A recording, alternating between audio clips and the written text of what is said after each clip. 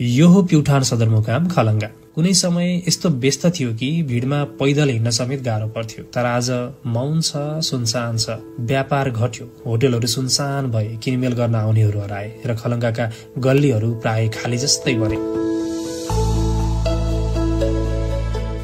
2064 सालमा साझा सवाल कार्यक्रमका लागि प्युठान आएका बीबीसी पत्रकार सुमन खरेलले बागदुलाको पुल पार गर्दै गर्दा भनेका थिए, प्युठानको खलंगा कता कता स्विजरल्याण्ड जस्तै लाग्यो। खरेलले भने चाहिँ जो कोहीले पहिलो पटक खलंगा टेकेपछि यसको प्राकृतिक सौन्दर्य, शीतल हावापानी र बसोबासको आकर्षण खुलेर प्रशंसा गर्ने गर्दछन्।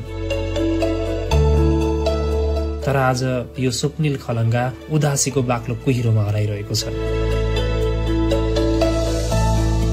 संघीयतापछि सेवा गाउँ गाउँमै पुगेपछि सदरमुकाम आउने बाध्यता हट्यो। खलंगा जो विशुद्ध प्रशासनिक केन्द्र मात्र रह्यो, व्यापारिक चहल पहल धान्न असमर्थ रह्यो र खलंगा आफैसँग आफै हराउँदै गयो।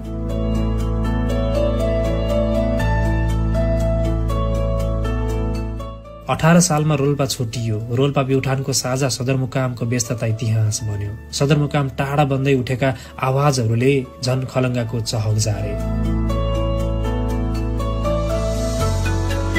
आज खलंगा अधुरो भविष्यको दोभानमा अल्मलिएको छ। राणा शासकहरूको नजरमा खलंगाको विशेष महत्व थियो। जंगबहादुरले आफ्ना पिताको सम्झनामा यहाँ शिवालय मन्दिर स्थापना गरेका थिए। 2400 रोपनी गुठी जग्गा छुट्याइएको थियो। तर आज ती सम्पदाहरू जीर्ण, सुरक्षणविहीन र बेवारिसी अवस्थामा छन्। सांस्कृतिक र ऐतिहासिक गौरवका ती चिन्हहरू व्यवस्थाको गर्तमा हराउँदैछन्।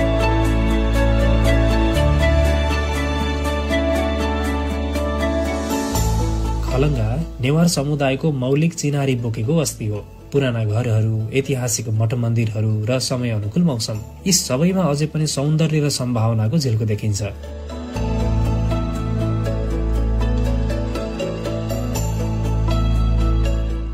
आज मल्लरानी डाँडा र झाँक्रीस्थान मन्दिरले नयाँ आशाका दियोहरू बालिरहेका छन्। कालोपत्रे सडकले पर्यटकलाई बोलाइरहेको छ। तर खलंगा बजार अहिलेसम्म उनीहरूलाई थाम्न नसक्ने पूर्वाधार, योजना र तयारी बिना छटपटाइरहेको छ।